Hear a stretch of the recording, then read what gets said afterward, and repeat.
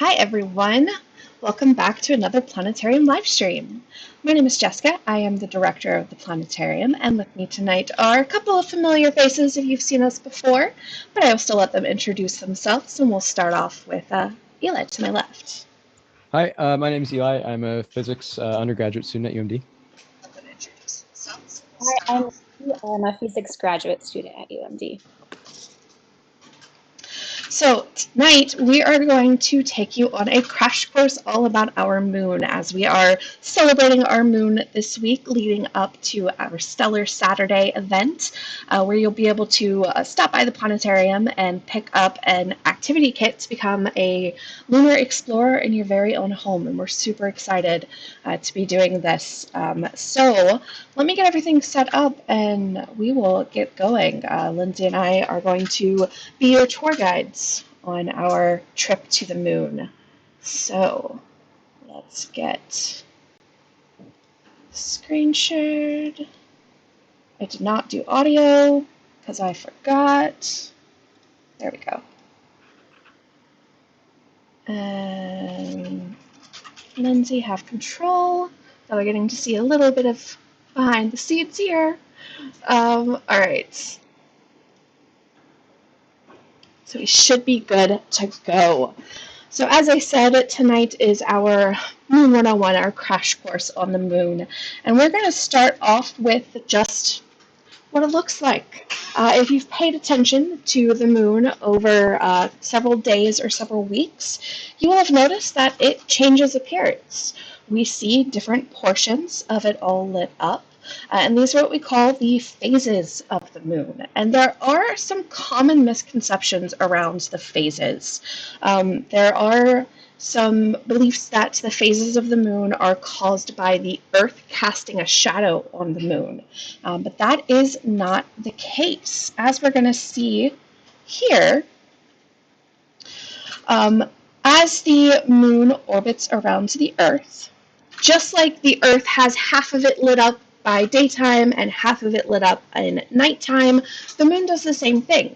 The half of the moon facing the sun is lit up and is in daytime, and the half of the moon facing away from the sun is in darkness in nighttime.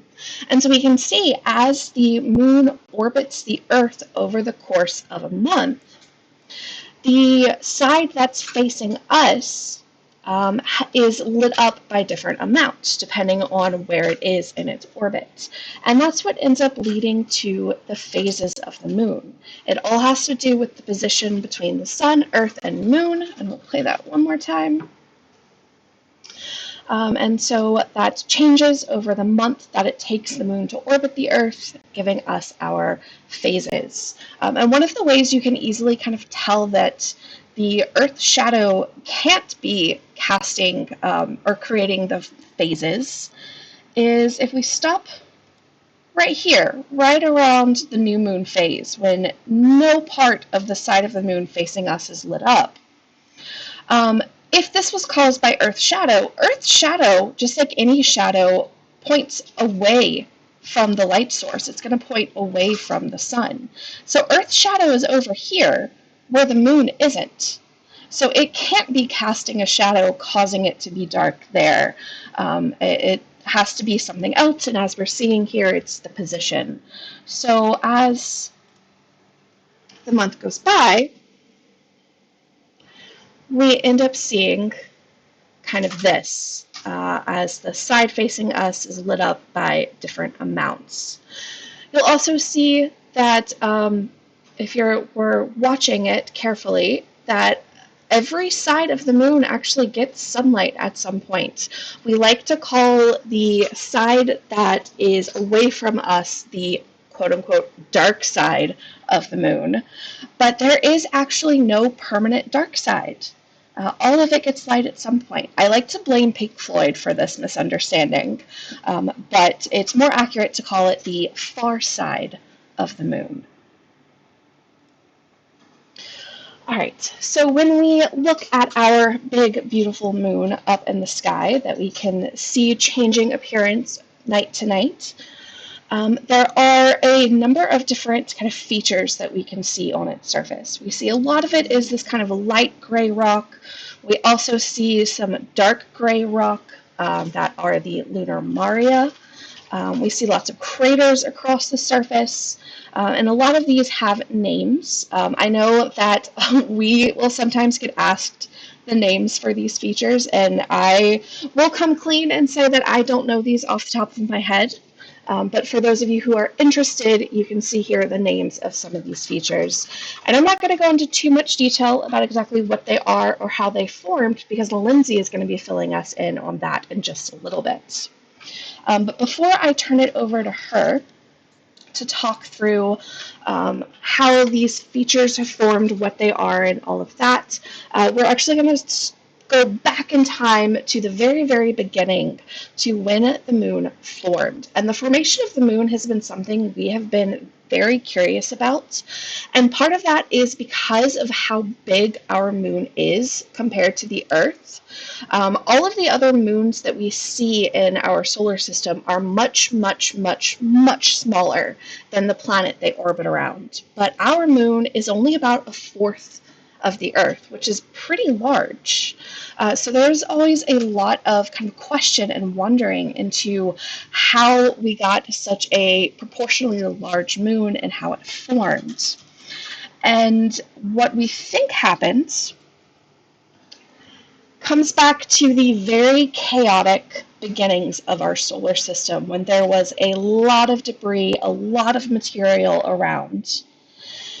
And what we think happened is there was the Earth, the proto-Earth as we see it, and then something about the same size as Mars smashed into it, like we can see here. Now, thankfully, this was still small enough to not completely destroy the Earth when this collision happened, but it did spew out a lot of debris out into space that collected around the Earth, and that debris very slowly pulled together and ended up forming our moon.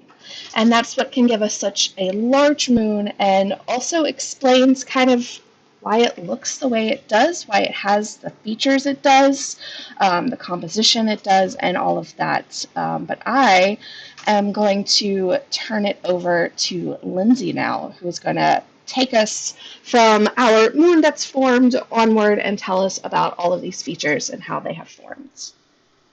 So let me...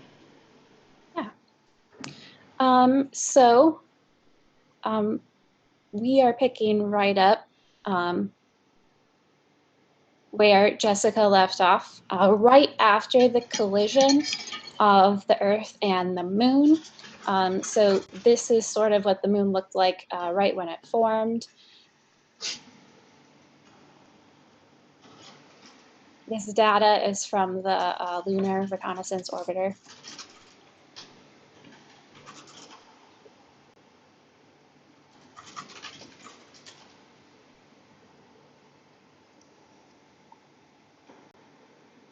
Okay, so here we have the moon, and it's starting to get a hard surface on the outside, but it still has a liquid on the inside.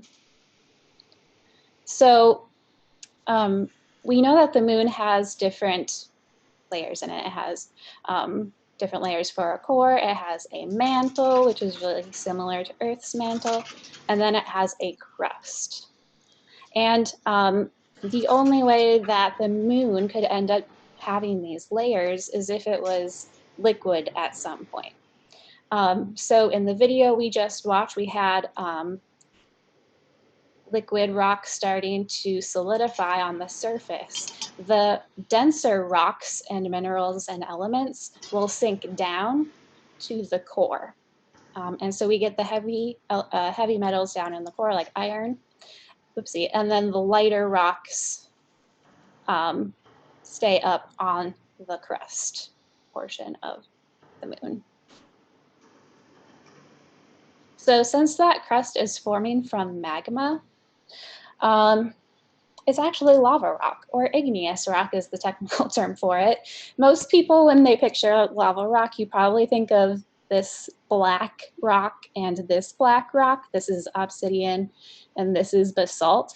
But actually, lava rock can actually come in a lot of different types.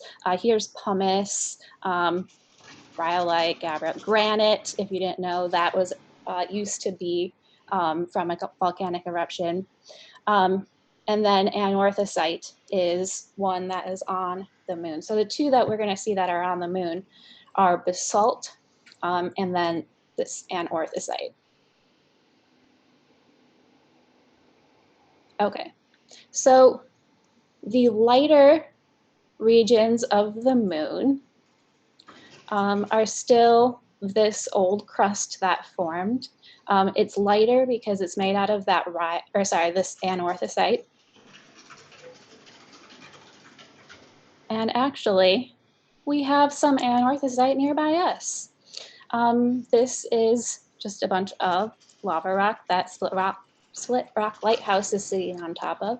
And this whole rock outcrop is anorthosite. So the same type of rock that we have here on Earth underneath the Split Rock Lighthouse is the same type of rock we would see on the moon. So it would look something like this picture over here. Okay, now we are going to go into the next phase of the moon after kind of the surface has formed. So there's one crater impact that produces the Aitken Basin at the south pole. And you can see debris from that impact ends up all over the moon.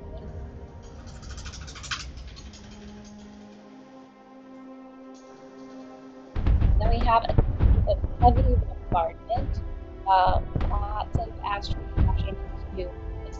You can see they kind of are in groups of things.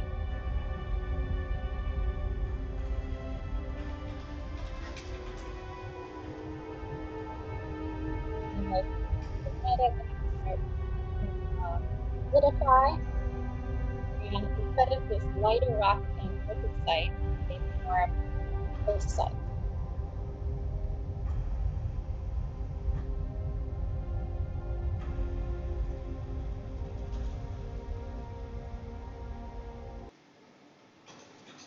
Okay. So just a little more detail with kind of what's happening. Okay, so sorry. So we have an impact from an asteroid. So it could produce cracks in the crust of the moon, and then the magma from underneath the crust could seep up through the cracks in the crust to kind of fill in this crater with lava. Another thing that happened is the surface of the moon, it wasn't very thick at this point in the moon's formation. And so sometimes asteroids would actually punch through the crust completely, and then magma would fill up that hole that the asteroid made. Okay, so this picture on the right here is from Hawaii. This is probably what you typically think of when you think of basalt or volcanic rock.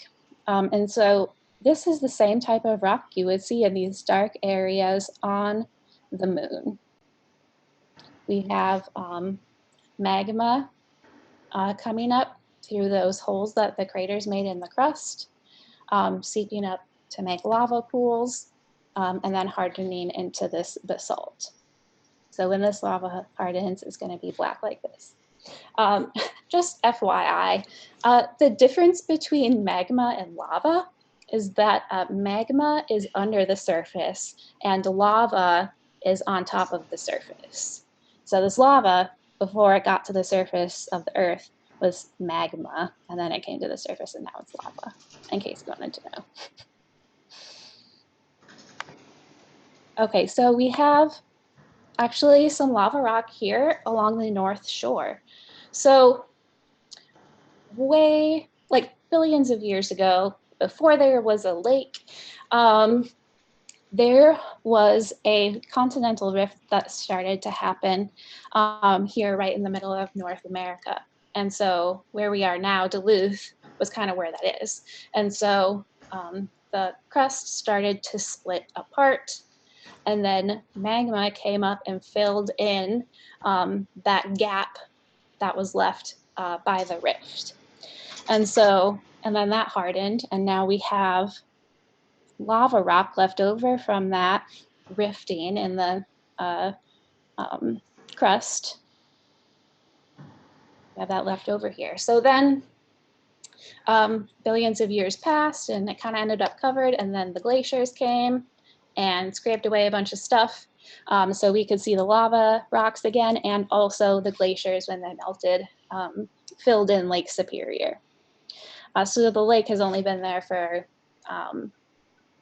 like 100,000 years, if that. So all of these beaches that you see along the North Shore that have these blackish rocks, those are all lava rocks left over from this mid-continent rift that almost happened. And so the rift happened because we have lots of movement with our crust here on Earth. We have plate tectonics, so the plates or the continents, the different parts of the crust are moving around. And so because of that movement, a rift started to form here in North America. Obviously, the rift didn't get complete, or North America would be in two pieces right now.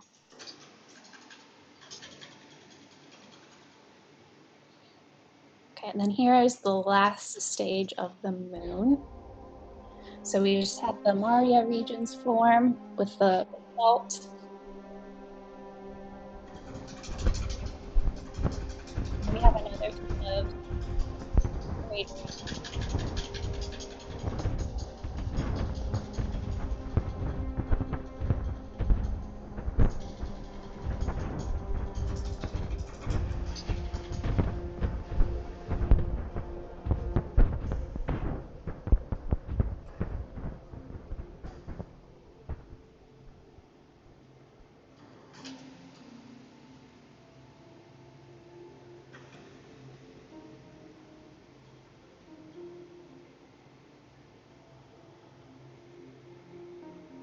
So now we see all of these features that Jessica was pointing out earlier.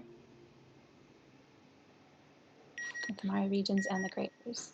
Okay, so that last stage of the moon's formation had a lot of those bombardments, but now the crust of the moon was thicker during this time, and so the asteroids, when they impacted, one, they couldn't get through the surface crust because it was too thick, but also it didn't crack the surface of the moon at all, so magma couldn't seep up to fill in these craters like it did with the Maria regions, the basalt regions.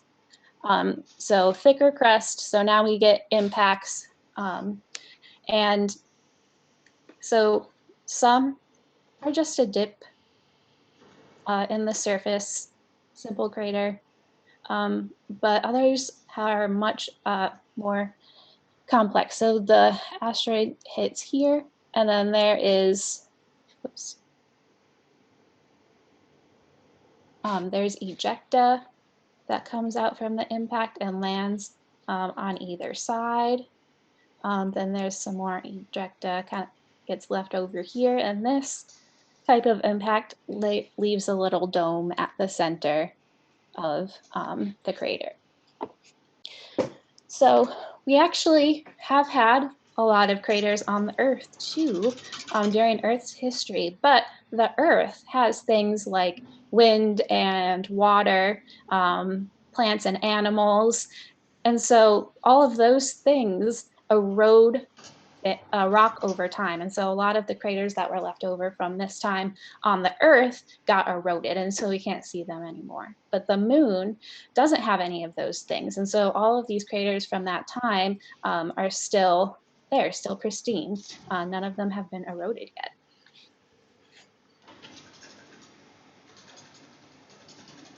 All right. So to finish up our exploration of the moon, a lot of what we have known is due to the Apollo missions that were able to actually send astronauts to the moon to collect samples. The very first one was back in 1969. And you can see here that as the missions progressed, they started to explore different areas. So the earliest missions were focused in these Maria areas because those are the easiest places to try and land because they're much smoother. There's not as many cracks and craters as the other areas. But as we got confidence and learned how to do this, we started to aim for slightly more dangerous areas like the highlands. And by planning these missions to go to different areas of the moon, different regions, different geologies, that allowed us to collect samples to bring back home to teach us how all of these features formed and lead us to understanding what what Lindsay just told us all about. And how the moon formed into what we see it today. Now, we have not set foot on the moon in quite a while, but that is changing. We do have the brand new Artemis mission, which is hoping to send astronauts, both men and women, back to the moon for the first time, hopefully by 2024. And it's a really cool mission. There's a lot of great things, interesting things that they're going to be doing with it. So we're going to end with this short little video all about the upcoming Artemis missions. Between 1968 and 1972, America launched 9 human missions to the moon, 6 of which successfully touched down, allowing 12 men to walk on the lunar surface. NASA's next chapter of lunar exploration, called Artemis, has the task of not just going to the moon to create a long-term human presence on and around it, but also to prepare for ever more complex human missions to Mars. In short, everything we must be able to do here, we must first do here. So, what will an Artemis mission look like? Everything is designed and tested with our most important element in mind, the astronauts. This is their deep space, human-rated spacecraft called Orion, built in 3 parts. The crew module, where up to 4 astronauts will live and work throughout the flight. The service module, with life support systems for the crew and its own engine and fuel reserves. And a launch abort system, with engines capable of pulling the crew module to safety during launch should anything go wrong. To accomplish the task of launching our crew and heavy payloads, NASA is building the Space Launch System, comprising of a cargo hold, an exploration upper stage, a massive core stage, and 2 extended solid rocket boosters. Altogether, this is the world's most powerful rocket, and it exceeds the legendary Saturn V of the Apollo era in numerous ways. Sitting on the launch pad, the entire rocket, fully fueled, weighs just over 6 million pounds, 5.2 million of which is just the fuel. Once ignited, there is no stopping what comes next. All 4 RS-25 engines and the 2 solid rocket boosters come to life, thundering our crew upwards. 2 minutes after ignition, the solid rocket boosters are spent and released. 8 minutes after launch, the core stage is depleted and separated. The upper stage fires briefly, placing Orion into a parking orbit around the Earth. Here, the crew reconfigure the spacecraft and check systems to confirm everything is ready for deep space travel. With a go from mission control, the crew reignite the exploration upper stage engines to leave Earth entirely.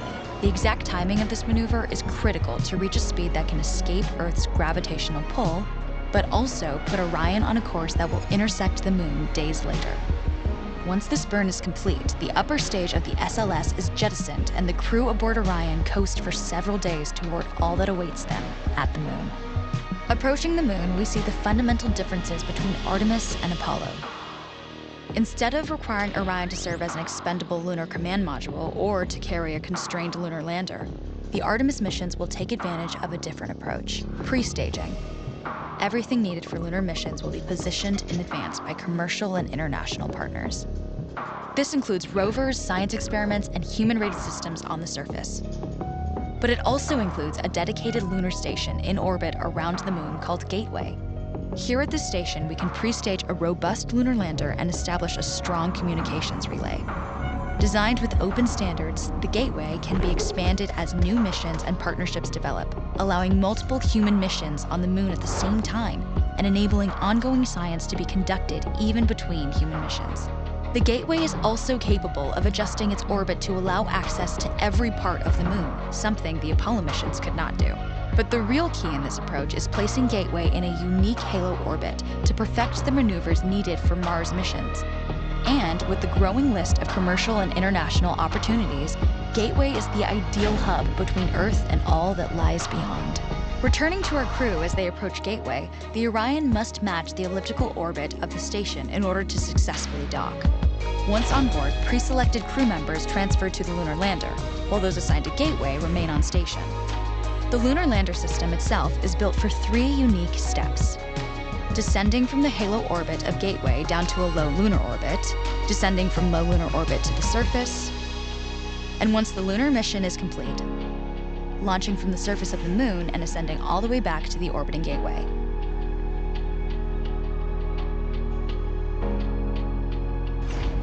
Once back aboard the Orion spacecraft and undocked from Gateway, the crew fire their engine once to break out of the halo orbit, and once again to sling the spacecraft around the Moon, placing it on a multi-day trajectory back towards Earth. As they near the end of this journey, the service module is released, and the crew module is oriented heat shield first. Entering Earth's atmosphere at 25,000 miles per hour, the friction of air slows Orion considerably, while also subjecting it to temperatures of 5,000 degrees.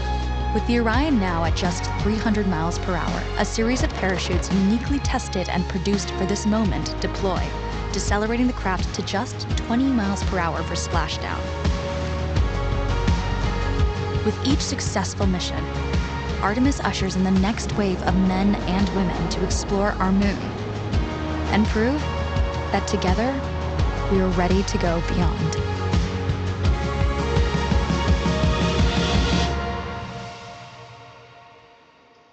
All right, so I can say I am so very excited for this to happen.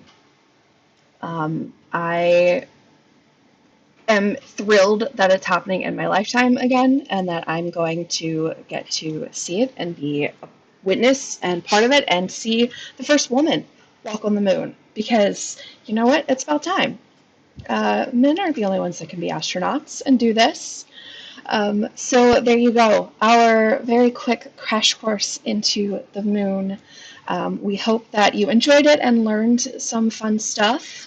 If you do have any questions for us, now is a great time to put them down in the comments. And while we wait to see if any come in, Eli, were there any to start with? No? All right, let me tell you a little bit about what's going to be happening this weekend.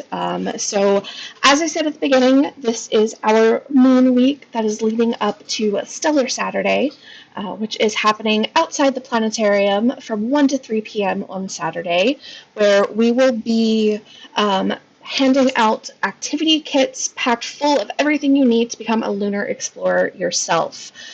You will be able to make your own moon phase calendar, so you can always know what the next phase is coming up or when the next full moon is going to be. We're going to give you stuff to make a rocket, a lunar lander. You're going to make your own DIY moon rocks and learn about moon geology, as Lindsay has given us some great information. She's also putting together this activity and information packet for you to take home. And so it's going to be a lot of fun. We're also going to have a fun water balloon crater activity to explore how these craters form, which I'm excited for. I mean, who doesn't love throwing water balloons? And let's see, I think that's everything. We're going to be raffling off a book. Let me come back. Oh, it's in the bedroom. I don't have it with me. So I can't hold it up because it's not next to me. I should have grabbed it. I should have remembered that. But we have a book, 50 Things to See on the Moon, that is really awesome and kind of gives you advice and what to look for and information. So we're going to be raffling that off that day as well. I'm rambling at this point because I'm making sure that I have everything. Now, we do want to make sure that everyone is safe at this event, so we are asking everyone to please wear masks. We will have one direction to walk through to pick up your activity kit and do the activity, so please pay attention to the entrance and exits and keep, socially distanced as we all enjoy this day and event. We're excited to do it, but do also need community support to keep everyone safe. And then following up that evening, we'll be doing a telescope stream on our moon since it is International Observe the Moon Night, which is why we're celebrating the moon this week. And then coming up next week, we start our spooky October, where we're going to have fun themed shows all month long. Next week, we are starting with our usual beginning of the month, What's Up, and Constellation Storytime. But then for the rest of the month, we'll be having some really fun shows. We've got, I'm forgetting names of some, we've got a Harry Potter show coming up that we've been working on for a while. Monsters in the Sky, scary stories to tell in the dark. It's going to be a blast. We're very excited for this. And I think that's everything we have coming up. Did I ramble too much, guys? You should have cut me off. So yeah, that's it. That's all I've got. We hope to see you there at Stellar Saturday and at our upcoming streams that we do every week. Do we have any questions, Eli? We got an amen, sister, to getting women on the moon. Yep. And then same commenter, Andrea Hannock, said, "My little boys asked, why is the moon wearing a mask in the Stellar Saturday?" Because the moon also is making sure to be socially distant and safe as well. So it's very thoughtful. It does not want the pandemic there. No, not at all. All right. Well, we'll wrap it up there. Thank you, everyone, for joining us. Again, we hope to see you at the event Saturday and at our upcoming streams. We hope you have a wonderful evening, and we'll see you next time. Bye, everyone.